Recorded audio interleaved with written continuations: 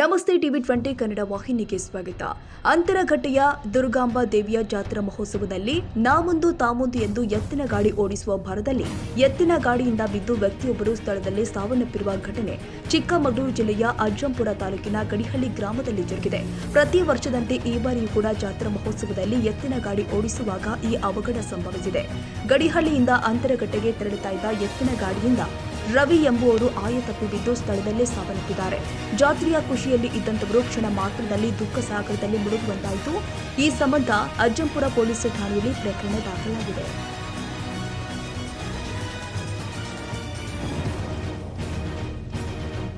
ಕನ್ನಡಿಗರ ಮೆಚ್ಚಿನ ನಿಮ್ಮ ಟಿವಿ20 ಕನ್ನಡ ವಾಹಿನಿ ಇದೀಗ ಟಿವಿಯಲ್ಲಿ ಲಭ್ಯ. ಕರ್ನಾಟಕ ಮತ್ತು ದೇಶ ವಿದೇಶದ 360 ಡಿಗ್ರಿ ಸುದ್ದಿ ವಿವರವನ್ನ ಪಡೆಯುವುದಕ್ಕೆ ಟಿವಿ20 ವಾಹಿನಿಯನ್ನು ಲೈಕ್ ಮಾಡಿ, ವಿಡಿಯೋಗಳನ್ನು ಶೇರ್ ಮಾಡಿ, ಕಮೆಂಟ್ ಮಾಡಿ, ಸಬ್ಸ್ಕ್ರೈಬ್ ಮಾಡಿ.